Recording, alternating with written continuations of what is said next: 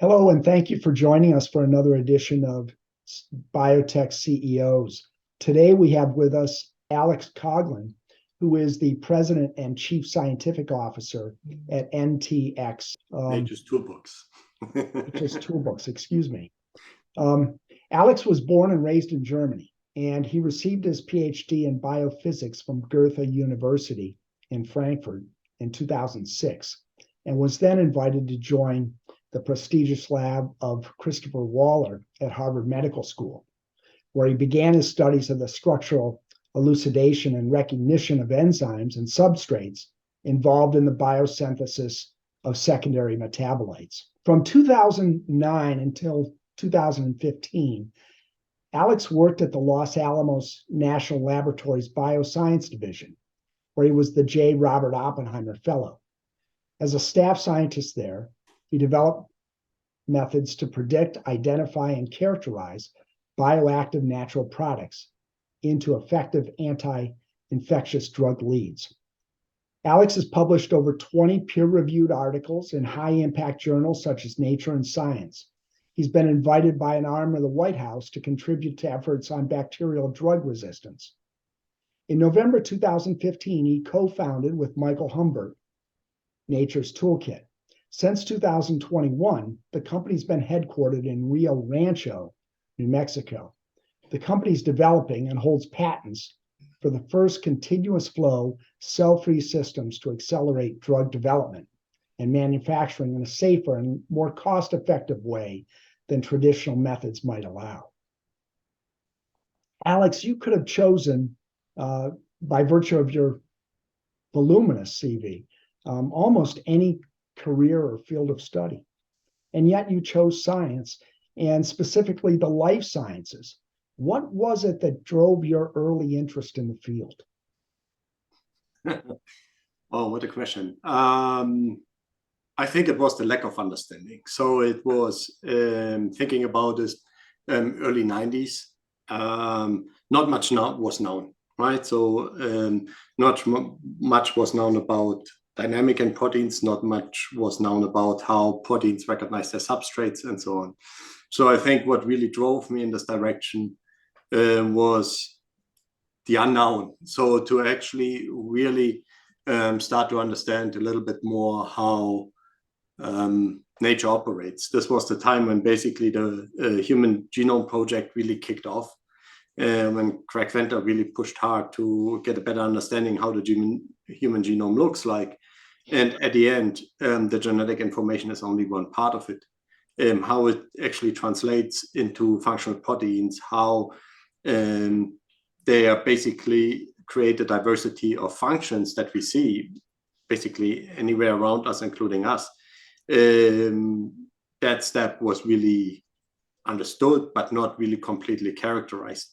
So this was what really drove me. Okay. Some of your early work in the field at Los Alamos dealt with TB. And as part of your success, there was a bit of frustration that caused you, I think, to try to overcome those frustrations at Nature's Toolkit. And it kind of tells the story of your journey. Can you tell us about that, sort of beginning to end? Surely. Basically, it started out with the work in Frankfurt. You mentioned it. I did studied some proteins, how they fold, how they interact with each other. This already was circling around natural product biosynthesis. And continued this work at Harvard Medical School between Chris Walsh and Gerd Wagner. In Los Alamos, together with my postdoc at the time, we discovered a complete new class of small molecules. Basically, the secondary metabolite field is the largest single donor of all drug leads that we have. So basically, secondary metabolites are responsible for, or the source for our antibacterial compounds, antiviral drugs, immunosuppressant, antifungal drugs, and so on. So a lot of the small molecule drug leads come from this space. So it was highly interesting to actually gain a better understanding. How well do we actually understand the space? How much is there still unknown? and this was the focus in Los Alamos, to really start to develop tools. How can we basically predict what is out there, predict what we have not discovered yet, and also really actively think about what are the rules that we have to apply to not rediscover what we have seen before, but actually really look for something new. And this was the focus there. And during this work, we actually discovered a complete new class of small molecules that were highly interesting for us based on the biosynthesis of them. Isolated them, characterized them, actually could confirm that our structural prediction was correct. So one win for us. But most interesting was that we had at the time an idea of first feelings that we actually may be able to predict at least some of the bioactivities. In this case, could predict that maybe the compounds that we discovered have antibacterial activity. So we isolated it through the help with the Defense Threat Reduction Agency, or DTRA. We had a chance to actually run the compounds against a number of drug-resistant strains at US Emirate, and got some results back that were actually quite promising, that the compound, yes, indeed, has antibacterial activity, even against drug-resistant strains. So we reached out, or were put in contact with the University of Cape Town, who is actually having very active research in TB, and could show that the compounds absolutely have antibacterial activity against TB. Now we were at the point where we basically had to produce more of the material to actually being able to go into animal trials for initial tox studies and then for efficacy studies. And this was the moment I probably did the biggest mistake that I ever could have done, and started to read the regulatory guidelines, how a small molecule has to be produced and isolated and prepared for initial trials, and then for animal trials, and then for human, and so on. I thought this was, to a certain extent, crazy. And certainly part, well, one consequence of this is that drug development is incredibly slow at the moment. So, which actually causes that our pipeline in new drug leads, new antiviral, new antibacterial drugs, is actually incredibly limited. Based on that, and based on the limitations that existed, I thought, and this was the time I was talking to my co-founder, anyhow, about the idea, how about we basically develop a in vitro system, an in vitro translation system at the time, that is stable enough, that is predictable and defined enough to actually provide a tool that allows faster drug development, faster drug discovery, to actually, instead of developing an organism that produces a set of enzymes that is responsible for producing the small molecule, actually do the entire work in vitro. And this was the start of Nature's Toolbox. Basically, out of the frustration that, or the desire, if you want so, that there are alternatives. There must be better ways to actually get a hold of those small molecule leads faster than it is possible with a culture. The other thing, what should be kept in mind, is that those, especially for antibacterial drug leads, or any of basically, antibiotics, if you want so, transitioning them into an heterologous host, that means in another strain that actually grows well in the lab, is not without challenges. And you can imagine that trying to produce an antibacterial drug in another bacterium is not necessarily blessed with success. So what is this? So so we really were focusing on what can be done fundamentally different. Various. Okay, so I'm always interested in kind of the why behind the mission, and of course, you've shared with me, and some of those instances, and maybe we can talk about those now. But you did mention that the World Health Organization said that millions of people probably are walking around with the TB, and yet that goes untreated because of lack of availability as much as anything. So TB as a bacterial infection is actually one of our biggest challenges in human health. So there are estimates that roughly 1/3 of the world population is TB positive. Right. That is a number of infections that is unimaginable high. The big issue with TB is that it's an opportunistic bacterium. So basically, especially in cases the immune system is weakened, it actually results in a breakout of the disease. So it can be latent for a very long time. This is known. And when there are any events in the health of the patient or in the infected patient, it can result in an open infection. That means many are not necessarily aware of that they are TB positive. This is one major challenge. The other is that TB actually develops resistance incredibly fast.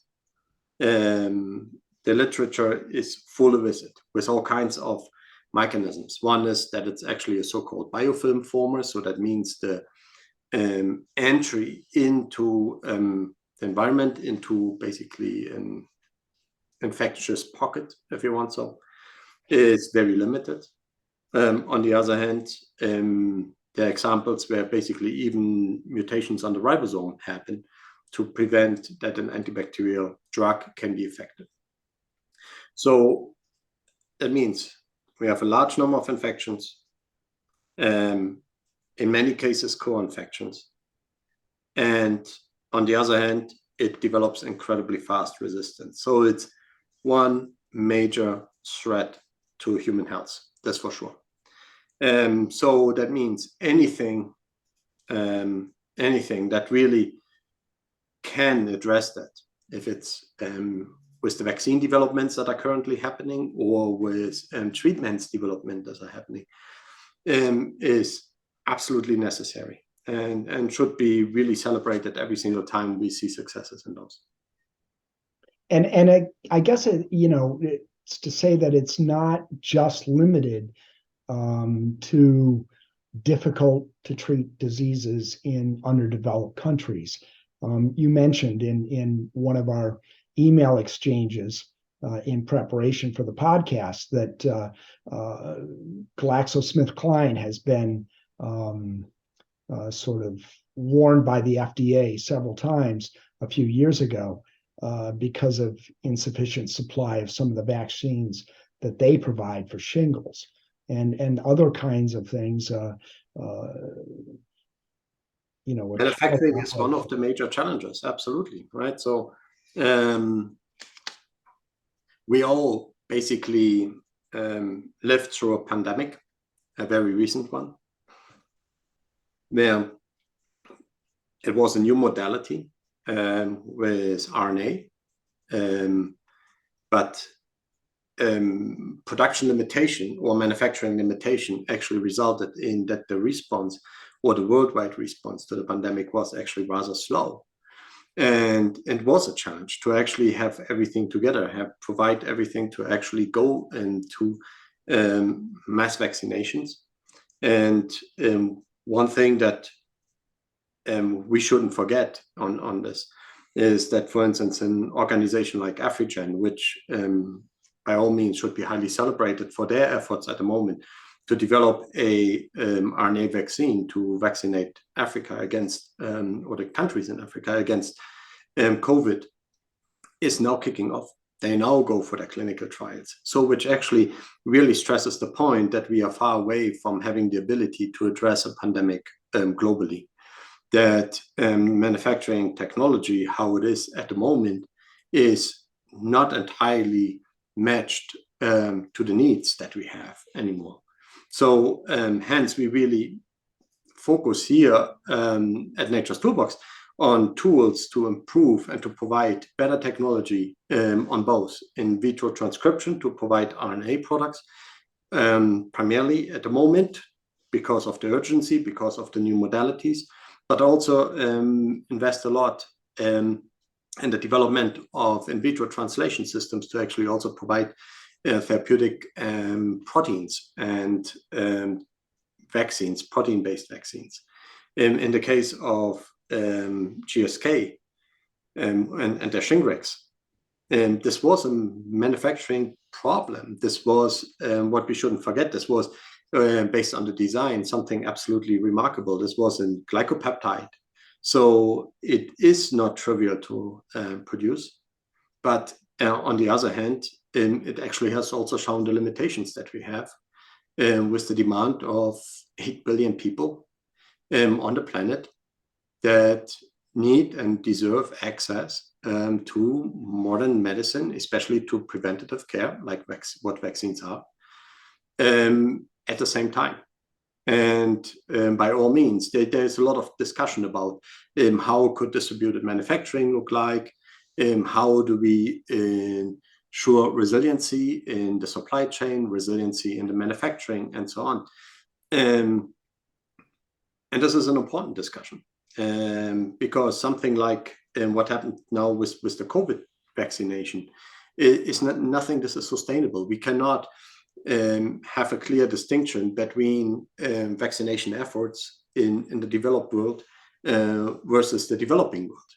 And those are challenges that need to be addressed, and this sooner than later. So basically, really the focus is for us to provide technology that is, this can be distributed, where quality attributes are actually part of how you manufacture to actually have higher quality products, and with higher quality products have less loss, and at the same time with that actually have more active ingredient accessible fast, because the downstream processing is significantly faster. What many forget is that especially in culture, the production of something, best example, flu vaccine, still produced in eggs,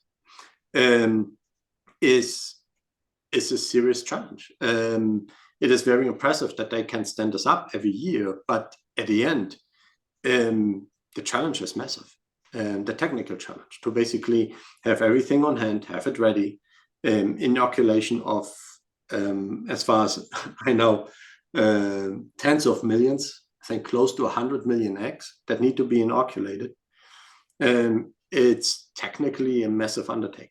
So alternatives certainly should focus on decentralizing this, should focus on distributed manufacturing, where basically the same construct can be produced at multiple sites to make it immediately available to the local markets.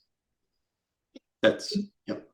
It seems that we've become much better at identifying targets and biologics to attack those targets. We're doing that faster and better than ever before, and that's what's sort of in the public domain, in the media, what everyone gets excited about. But there are bottlenecks, 3 specifically. One is delivery of that biologic to the target, and that's where a lot of safety issues arise. And the manufacturing, just producing at that scale. So, right. Yeah. Then manufacturing. And then also selecting patients for clinical trials in a way that enhances the trial, the efficacy of the trial itself. Is that safe to say? And that really the big improvements will come when those bottlenecks sort of release. Yes, and I think there are multiple things now coming together, right? We have seen it with the RNA modalities, which was for the first time a complete in vitro process. That means there were no living parts in this anymore. These were purified enzymes that were used to produce the RNA and to modify it to make it accessible.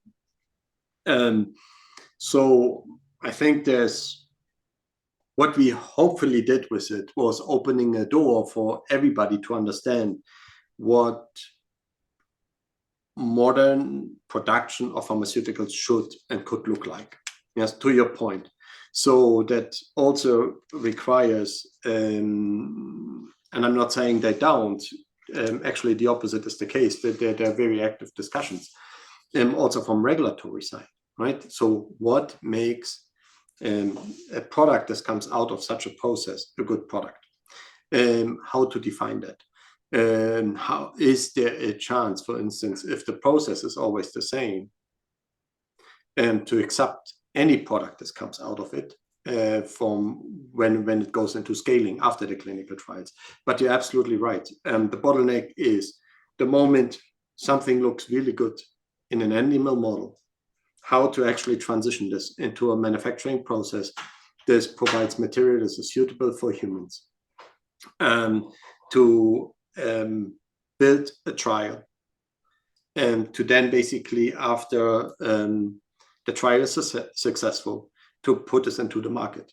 So these are the two major steps, and I would agree with you. One is the manufacturing, the change of the technology. That's what we see at the moment, to get into humans, and then a change of technology to get us into commercial space. If we can overcome this with technologies like continuous manufacturing, which is actually one big topic, continuous flow manufacturing, which actually makes the process independent from batches and so on, so that there's a higher consistency, a better monitoring of the product this is made. There's a lot that will help to overcome it. And at least now we have this discussion, and this is an absolutely crucial discussion to have. Because at the end, COVID has shown it, I can just really stress the point, is the disparity in making those modern vaccines available to between the Western world and the rest of the world is nothing that is acceptable at all. So we really have to, from many perspectives, how do we design trials? What are the criteria? What kind of processes do we agree on to manufacture or produce compound, produce drug substance? Is a discussion we need to have now, and the discussion is happening now, that's for sure. Which is exciting, actually, out of our perspective, very exciting. Is my thought process correct when I think that the impending negotiation of drug pricing for Medicare might cause industry to be more aggressive about finding and implementing faster ways of development and manufacturing of various biologics to extend the patent window? There's an economic reason to do it, in addition to just the humanitarian absolutely of absolutely helping more people faster. Yes, absolutely. Imagine you have a single technology that produces material for early development. It's the same technology that can deliver material for animal trials, for human trials, and to commercial space. And all the challenges around, so basically the scalability of a technology plays a much larger role, I think, than it did in the past, where basically just going to a larger fermenter is not necessarily mean that you see the consistency in the product that you get out that you would expect. So by basically going to continuous flow, going to continuous manufacturing processes, you have the ability to scale differently. That means you can address different needs out of one set of technology. With that, shortening the timeline to basically being able from the first time after the design of a drug substance to make it immediately available into the commercial space, take all the risk, the production risk out of the process, reduces the timeline, I think, at least by a couple of years for a standard development process, which actually means that this is time saved. This is extra time for patent lifetime in the market. And I would absolutely agree with you. This should fundamentally change how pricing can happen, because the timeline is longer of patent protection in the market. This is one. The other is with having a defined process, fully in vitro defined process that delivers something. All of a sudden, the outcome, so basically the quality and the quantity of the drug substance that is made, becomes predictable. So all of a sudden, there's a much better understanding there. How much will it cost us to make at scale before we even go into scale? And I think this reduces the risk significantly. It also, in our case, this is what we really push for, is with getting into providing a higher quality of material, reduce the downstream processing. Downstream processing at scale is not necessarily a reliable procedure. It's not a reproducible procedure. Downstream processing, that means purification, isolation, and polishing on a large scale can look very different than on the lab bench, which actually means reducing this effort actually allows also, in the best case, shorter manufacturing cycles, which actually means product is made available faster, has a higher reliability with being accessible in the market, and so on, which hopefully also means, beside the longer patent lifetime, is that, for instance, the manufacturing cycle for something as fundamental as the flu vaccine can be shortened significantly, which actually means the design of a flu vaccine and the production of it can be significantly closer to a flu season than what it currently is, which actually fundamentally will improve the quality of the flu vaccine, simply because the time window that is at the moment necessary to predict what the predominant flu strain is incredibly long right now. So shortening that will just result in a better product. And yes, so all in. And so I think there are many factors that actually play into it, and that at the end of the day, there are also economic reasons and why how we produce should be really rethought, should be really reconsidered, and technologies need to be adapted that actually, by all means, go far away from biological systems as much as we can, right? So we all know no biological system is always the same, always behaves the same. And a lot of the manufacturing processes and cell lines relies on it, that the biological system is always the same and always behaves the same. How old are the current methods of manufacturing, roughly?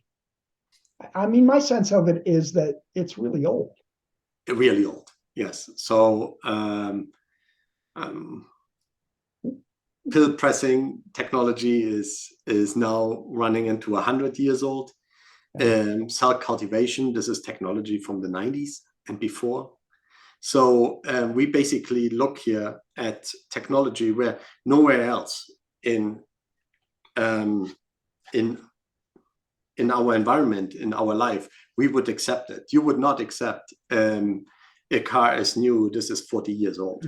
You would not accept a stove that is running on technology, this is 40 years old. But here, where we can actually make a fundamental difference for access and predictability of life-saving drugs, we still rely on technology. This is incredibly old.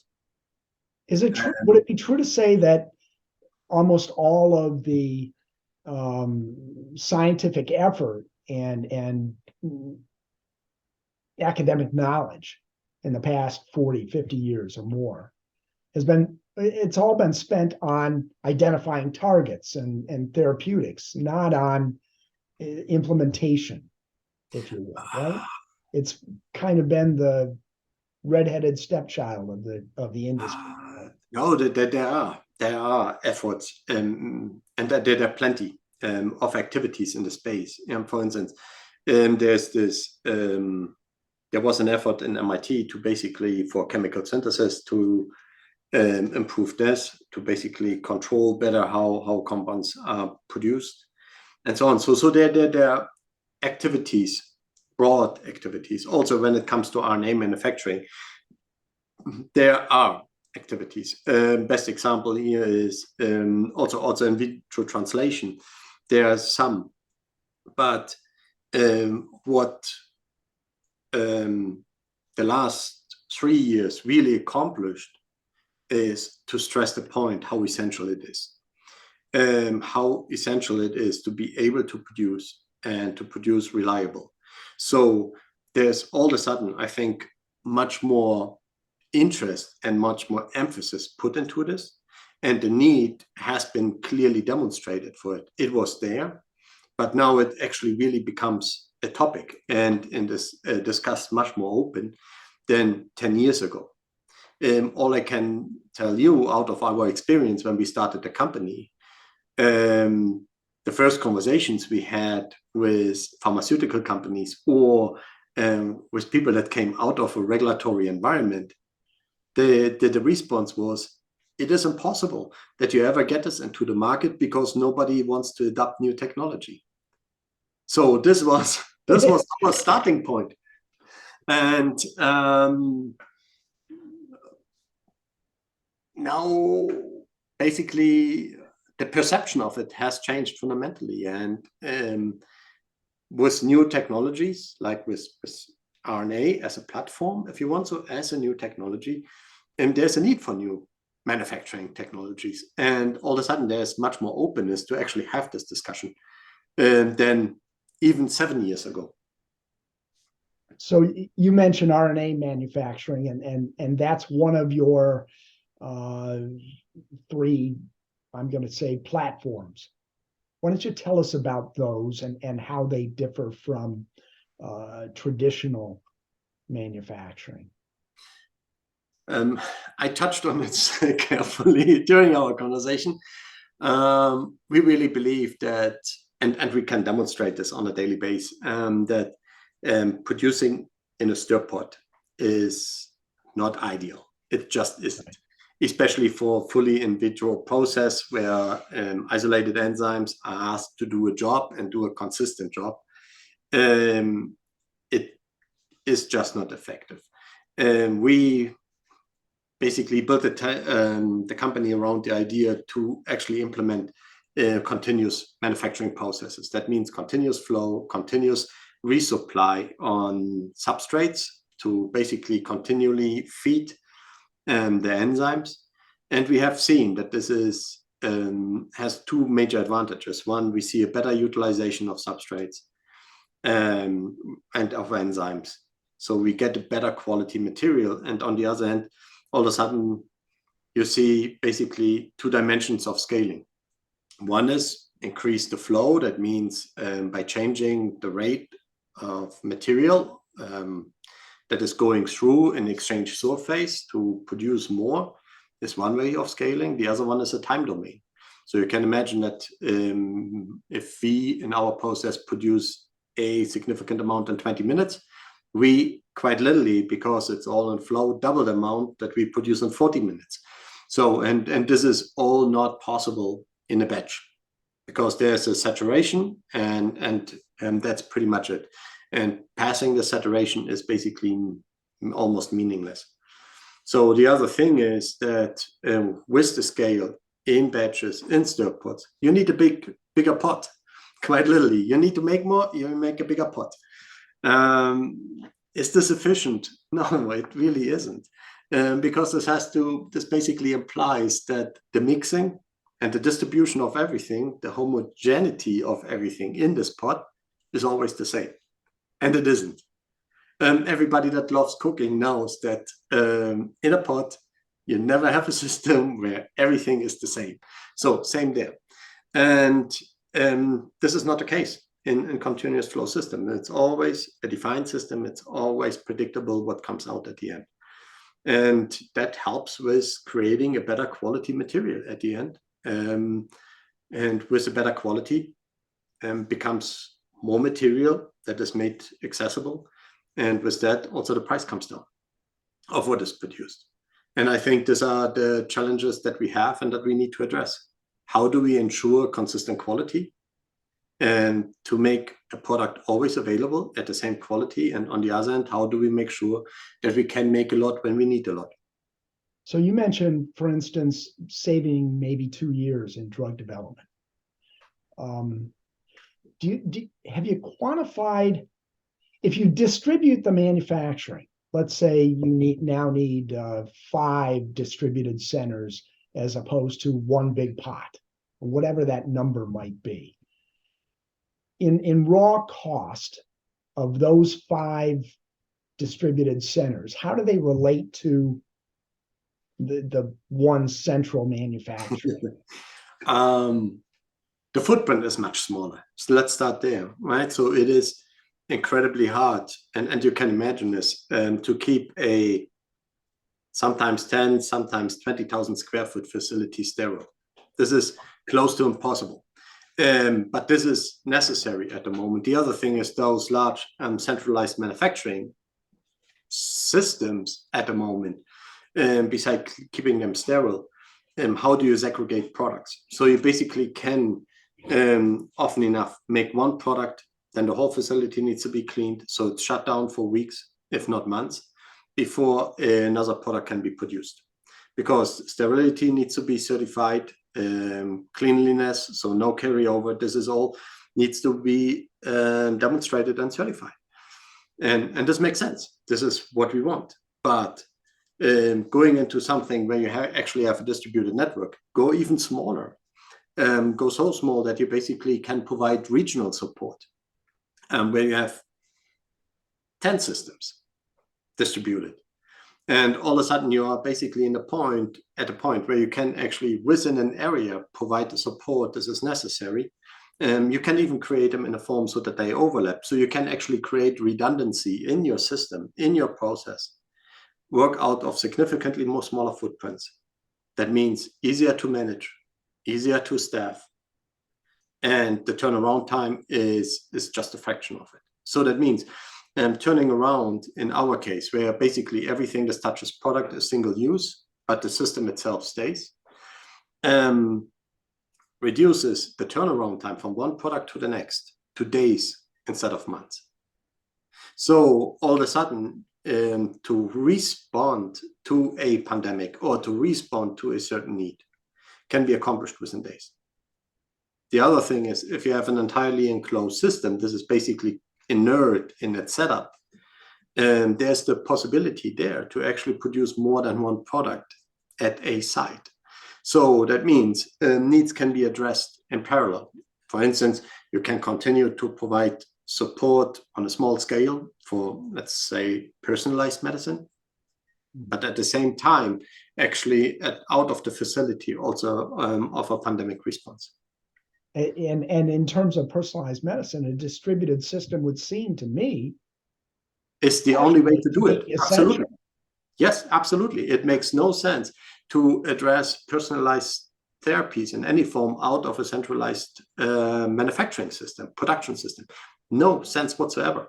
So that means every single time you have basically a number of patients of 5 or less. And so this is what we talk about, is manufactured in a centralized system is not really efficient. Right. You're essentially producing small amounts of whatever you're producing. Yes. In a really big system. Makes no sense. I agree. Which is silly. Right. Okay. Yes. So rather put us on the bedside, quite literally, and put us in the research hospitals that actually have sometimes GMP, that means good manufacturing practice setups, facilities. Put manufacturing production systems there. Make them so safe, so reliable from their function that basically anybody can operate them. Technically, anybody would be able to operate them, which actually means that the operation of the system becomes predictable.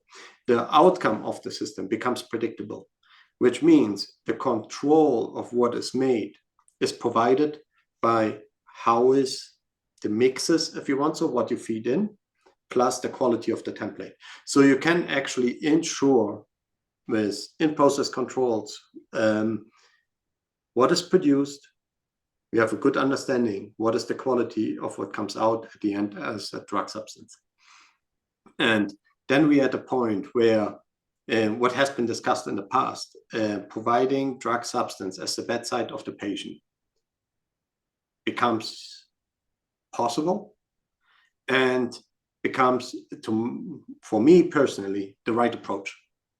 Because then the response time for talking about personalized oncology treatments, becomes feasible and actually can happen in a turnaround time. This is in correspondence to the need of the patients. No patient in need for personalized oncology drug can or has the ability or even the chance to wait 4 to 6 months. Right. Right. And so who would operate this system at a hospital? How difficult would it be to do day to day? We are far away from enterprise, starship enterprise, but at least a qualified staff, right? So people with the proper background in the manufacturing and the production of pharmaceuticals could operate this, but remote monitoring would allow that the product this is produced is resulting in the quality that is feasible, that is basically provides something that is accessible for the patient and can make it available.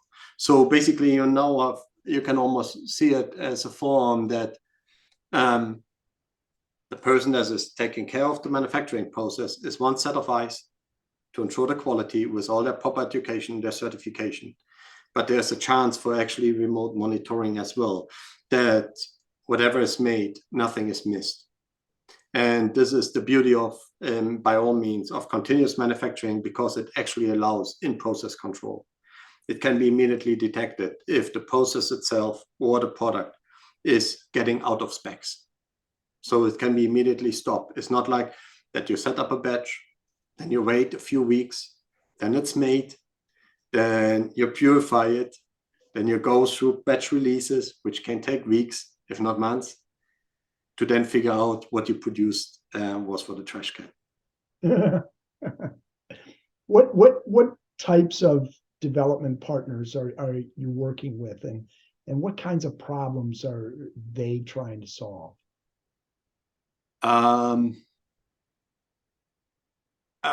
We work with everybody, and we work with pharmaceutical industry, very large pharma.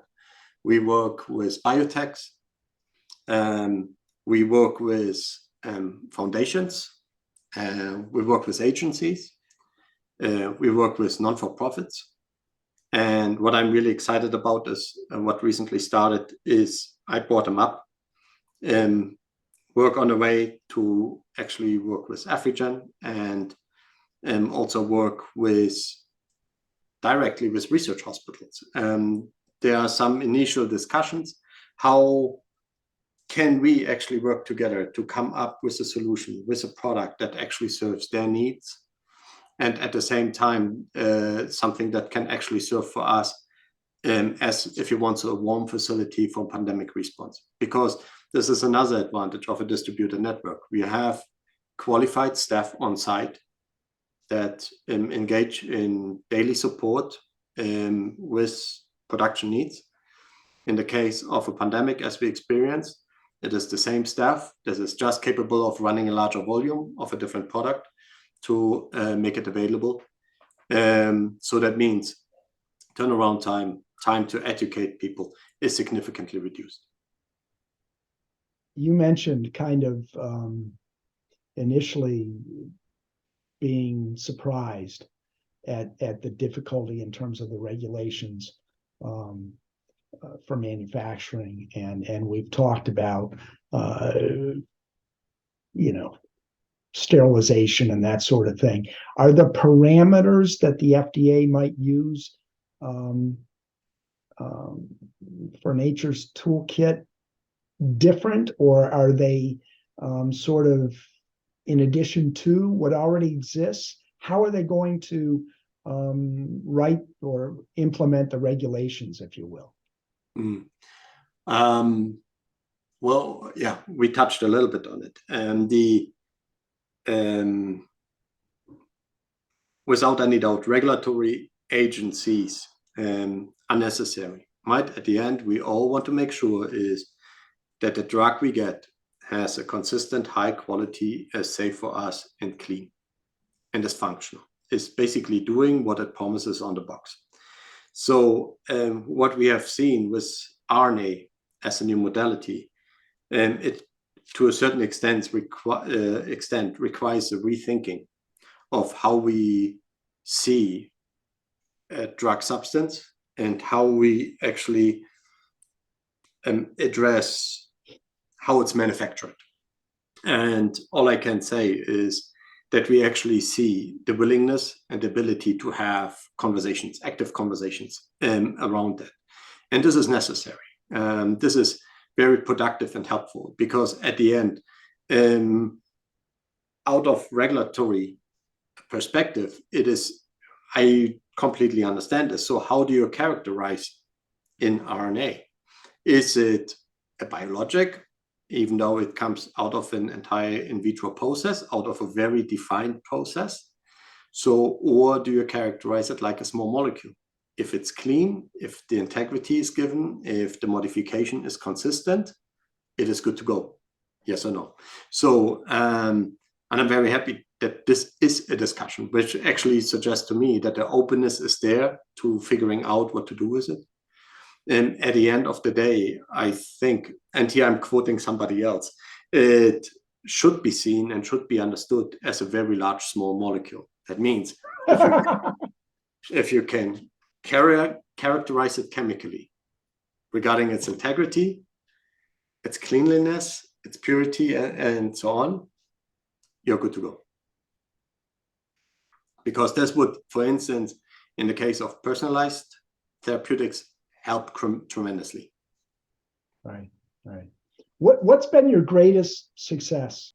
At Nature's Toolbox, our greatest success is that we actually, and this is by all means very enjoyable, that we can have those discussions with all parties, all involved parties, with pharma, with CMOs, with research hospitals, with foundations and agencies. How could distributed manufacturing look like? Biggest success, I think, not only for us at Nature's Toolbox, but in general for the whole field, is that we have that discussion that how we produce needs to be addressed, needs to be modified, and with that, we need to develop a new understanding how we produce.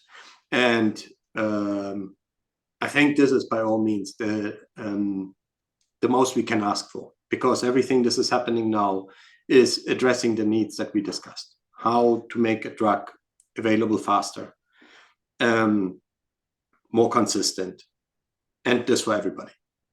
So, and by all means, this is, for me, the biggest success. To actually have that discussion, to get away from the understanding that one big batch serves its purpose. No, it is many small sites that actually support everybody, no matter where somebody lives. What's been your greatest challenge and how did you overcome it?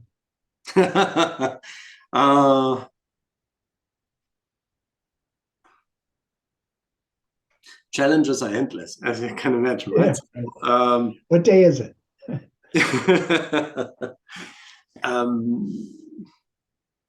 It's a long list. So I mentioned it when we started out, to just the perception that you come in and try to tell someone, look, how you produce isn't working. It just isn't working.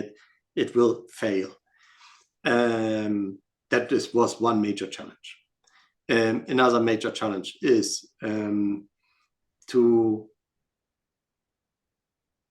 the development process is long, right? So over that, you have to find the right timing to engage with partners, engage with regulatory agencies, and so on, to actually keep this an active discussion, to drive it forward.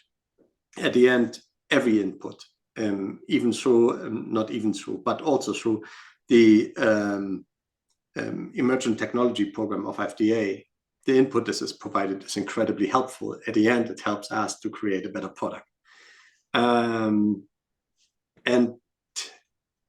I'm in a very lucky situation, or we are in a very lucky situation, that with the investors that we found, to venture firms that invested are Enzo Capital or Enzo Partners and RA Capital, that the understanding is there that what we do is no short-term investment. And that is something that is not accomplished within 2 or 3 years. It just isn't.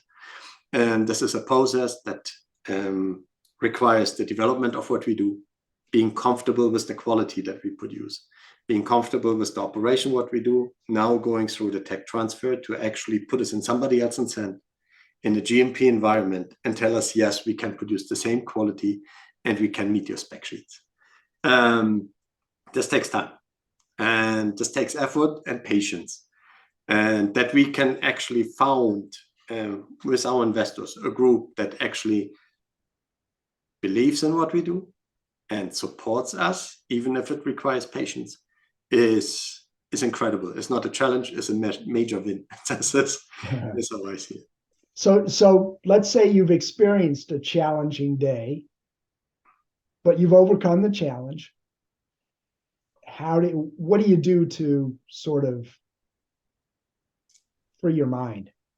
For my mind, I'm in the very lucky situation that I have the chance to work with an incredibly gifted and smart team. That is certainly something that I enjoy and that I really appreciate. So having the chance when something doesn't work out as we hoped it would, and a challenge arises, the chance is there to, with the team in the company, discuss, to have a board as we have it. This is incredibly strong, highly intelligent, has a good understanding of what we do and where we come from and where we want to be, having a chance to have this active discussion. And certainly with our investors, if there's a challenge where we do not see an immediate solution, to have this additional input makes all the difference. So basically, saying it in a shorter sentence, I don't need to rely on myself, which is a good thing. So there's a large group of people that really believes in what we do and really supports what we do. To being able to communicate in this group is a tremendous win. Ideas to smart people are always fun, aren't they? Yes. So it goes back to the Platonic saying. Anyway, well, Alex, I want to thank you for spending some time with us today and explaining what's happening at Nature's Toolbox, and telling us a little bit about what's happening in life sciences in New Mexico, which I wasn't quite as familiar with as I am now. No. Following up on some Chamber of Commerce articles and that sort of thing. So there's a lot happening in New Mexico. Oh, yes, it's a cool state. And it actually, yeah. And talking about this is another advantage that we basically have here in the state, have seen tremendous support out of the governor's office, out of economic development, out of the local office here in the city we're in, Rio Rancho, out of the mayor's office and city manager. And this makes all the difference. To have a chance to just have this conversation and explain what the need is, that certainly makes all the difference. Right. So I invite everybody to start a footprint in New Mexico. It's a cool state. Okay. Well, it's been fascinating talking with you, because if personalized medicine is ever going to really happen, of course it's happening, but it's not happening daily. No, because I think that the biggest challenge here really is that producing it is limited. Producing it, we don't have the right modality yet. So we actually end up with a pricing for personalized medicine. This is prohibitive for broader application. If we fix this, if we can change, we know how to design them. Now you brought this up. We are really fast in developing. We are fast in sequencing. We have a good understanding how something can look like that works. But how to actually get us into the patient? If we fix that, I think we will see a fundamental change how personalized medicine is seen and what personalized medicine can accomplish. And all of a sudden, especially for something as critical as any form of oncology drug or oncology vaccine, stands a chance to be successful and does not need to be applied or generalized. So it actually has a chance to be the right drug for the right patient. Right. And then we will see a massive growth in this. And this is happen often enough that it has societal benefits that go beyond the individual benefits for that particular patient. Absolutely. Which is really exciting. So yes. Thank you very much for your time, Alex. I've enjoyed getting to know you and more about Nature's Toolbox. Thank you for your time and nice to meet you. Thanks for tuning in to the Life Sciences and Biotech podcast. We'll see you in the next episode. The information contained in this website and podcast are purely informational and not considered investment recommendations.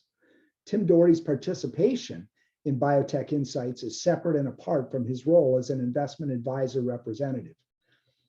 Nothing contained